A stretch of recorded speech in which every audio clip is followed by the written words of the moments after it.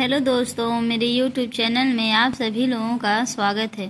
तो दोस्तों, आज हम कक्षा 8 बिहार NCERT बुक हिंदी दुर्वा का चैप्टर नंबर 2 का प्रश्न उत्तर देखेंगे। जैसा कि आप देख रहे हैं, प्रश्न नंबर 1 पाठ से दिया गया है।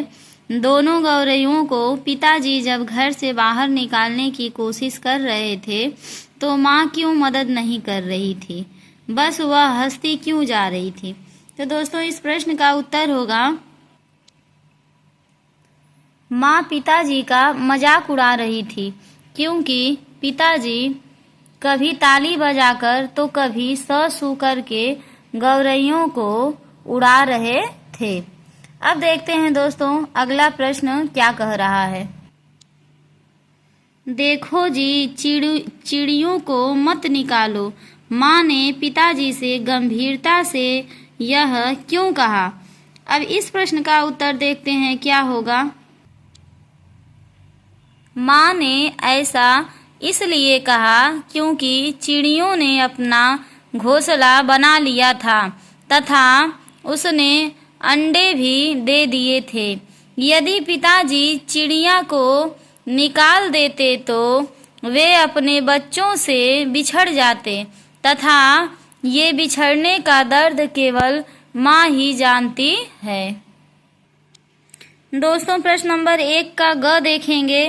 किसी को सचमुच बाहर निकालना हो तो उसका घर तोड़ देना चाहिए। पिताजी ने गुस्से में ऐसा क्यों कहा।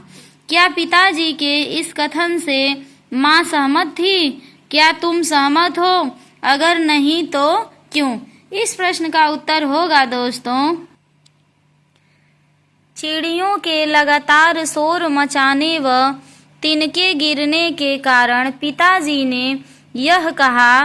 पिताजी के इस कथन से माँ बिल्कुल भी सहमत नहीं थी और हम भी सहमत नहीं हैं, क्योंकि क्या पता उसे अंडे हो जो कि घोंसला हटाने से फूट जाए और नन्ही चिड़िया मर जाए। प्रश्न नंबर घ देखेंगे कि प्रश्न नंबर घ में क्या पूछ रहा है। कमरे में फिर से शोर होने पर भी पिताजी अब की बार गौरैया की तरफ देखकर मुस्कुराते क्यों रहे। इस प्रश्न का उत्तर होगा दोस्तों,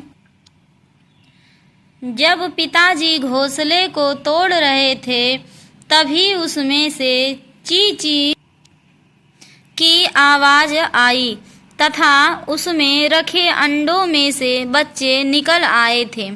तभी पिताजी ने घोंसला वापस रख दिया, क्योंकि पिताजी को बच्चों को देखकर दया आ गई। अब पिताजी नीचे उतर आए। इसके बाद चिड़िया दाने लाकर अपने बच्चों को खिलाने लगी। यह देखकर पिताजी मुस्कुरा रहे थे, क्योंकि अब उन्हें पता चल गया था कि बच्चे होने के थोड़े दिनों बाद वे बच्चों को लेकर अपने आप ही चली जाएगी। प्रश्न नंबर 2 पूछ रहा है, पशु पक्षी और हम। इस कहानी के शुरू में कई पशु पक्षियों की चर्चा की गई है। कहानी में वे ऐसे कुछ काम करते हैं जैसे मनुष्य करते हैं, उनको ढूंढकर तालिका पूरी करो। जैसा कि प्रश्न नंबर 2 का एक उदाहरण देकर बताया गया है।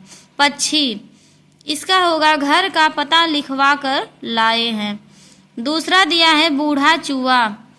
बूढ़ा चूहा कहानी में हमने आपको बताया था कि उसको ठंडी लगती थी और वह हमेशा अंगीठी के पीछे ही जाकर बैठता था।